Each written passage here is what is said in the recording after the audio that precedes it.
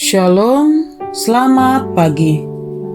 Bapak Ibu, Saudara, pagi ini Kamis 27 Juli 2023, saya Pendeta John Patar Situmeang mengajak kita semua untuk mengikuti renungan harian yang dikeluarkan oleh Sinode GKU dengan berpedoman pada pola pembacaan Alkitab 4M, yaitu menerima, merenungkan, melakukan, dan membagikan. Mari kita berdoa. Puji syukur kami panjatkan kehadirat-Mu, Bapa yang berkuasa dan bertahta sepenuhnya dalam hidup dan kehidupan kami. Di pagi ini, oleh kemurahan-Mu, kami hendak membaca dan merenungkan firman-Mu. Buatlah kami mengerti, memahami firman-Mu dalam pimpinan kuasa Roh Kudus-Mu. Demi Kristus Yesus kami berdoa. Amin. Firman Tuhan terambil dari Yesaya 44 ayat 6. Saya akan membacakannya untuk kita sekalian dalam Alkitab Terjemahan Baru edisi yang kedua. Demikian firman-Nya.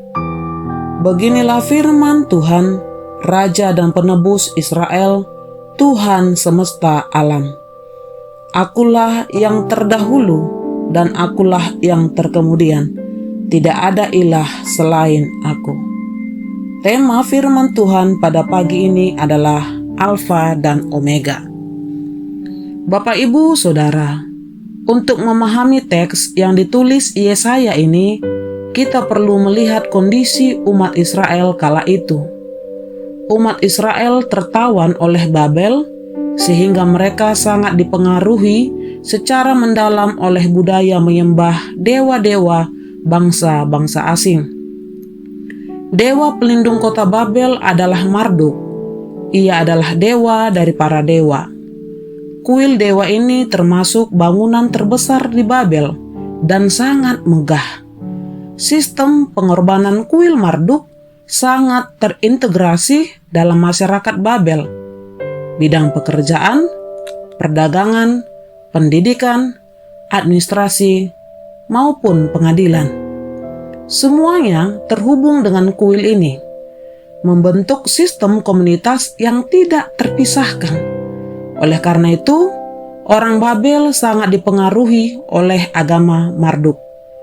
Di berbagai bidang kehidupan, selalu terkaitkan dengan penyembahan untuk dewa ini. Sebaliknya, di sisi lain, ketika orang-orang Yehuda ditawan oleh Babel, tempat kudus mereka di Yerusalem telah dihancurkan. Dibandingkan dengan kuil Marduk yang indah megah ini, mereka mungkin memiliki sesuatu perasaan yang mempertanyakan, jika Tuhan benar-benar pencipta langit dan bumi, mengapa bait tempat menyembah Tuhan menjadi reruntuhan sepi? Mengapa agama dewa Marduk begitu makmur? Apakah Marduk ataukah Tuhan Allah yang sejati? Untuk menjawab pertanyaan-pertanyaan ini, penulis Yesaya berfokus pada diri Tuhan. Ia menunjukkan bahwa Tuhan adalah satu-satunya Allah yang sejati dan sesungguhnya. Hanya Dia yang layak mengklaim sebagai akulah yang terdahulu dan akulah yang terkemudian, dan hanya Dia yang bisa mengonfirmasi bahwa tidak ada Allah selain daripadaku. Tidak ada Allah lain yang mampu menyatakannya seperti Tuhan. Sebagai yang awal, Dia adalah pencipta segala sesuatu, seluruh alam dan semua isinya. Injil Yohanes menjelaskan status Yesus sebagai yang awal. Yohanes pasal 1 ayat 2-3. Sebagai yang akhir, Dia akan mengakhiri dunia yang rusak karena dosa dan mendatangkan langit baru dan bumi baru. Wahyu 21 ayat 6. Nubuat Yesaya tentang Allah Israel menurut Yohanes sudah digenapi dalam Yesus Kristus.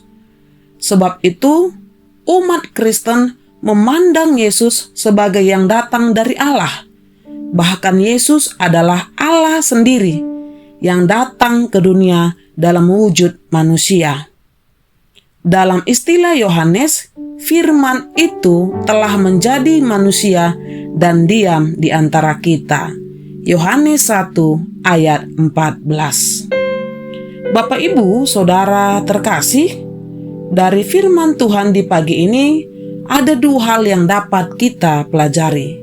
Yang pertama, Tuhan yang berkata, "Akulah yang terdahulu dan akulah yang terkemudian," mengajarkan kepada kita tidak ada Allah lain yang mampu menyatakannya seperti Tuhan. Di luar Dia semua adalah kesia-siaan dan tak lebih dari makhluk ciptaan. Yang kedua, Tuhan yang berkata, "Akulah yang terdahulu dan akulah yang terkemudian," mengajarkan kepada kita Dia adalah pencipta segala sesuatu, seluruh alam dan semua isinya. Dia akan mengakhiri dunia yang rusak karena dosa dan mendatangkan langit yang baru dan bumi yang baru. Oleh sebab itu, bagikanlah firman Tuhan ini kepada teman, rekan sekerja, rekan sepelayanan, warga gereja, atau siapapun yang kita jumpai pada hari ini, agar mereka terus percaya dan menyembah Allah yang dari kekal sampai kekal keberadaannya. Kita akan tutup renungan kita pada pagi ini. Mari kita berdoa. Bapa, terima kasih untuk firman-Mu di pagi ini. Memang benar tidak ada Allah selain daripada-Mu. Jadikan kami setia menjadi pemuja penyembah-Mu dari setiap apapun di dunia ini yang ingin menggantikan posisi-Mu dalam kehidupan kami, baik itu harta, uang, kedudukan, ataupun derajat kami. Sampai selamanya Engkaulah Allah kami. Terpujilah Engkau, Allah yang memberkati dan menyertai kami. Demi Kristus Yesus kami berdoa. Amin. Terima kasih Bapak, Ibu, Saudara yang sudah mengikuti renungan harian 4M di pagi ini.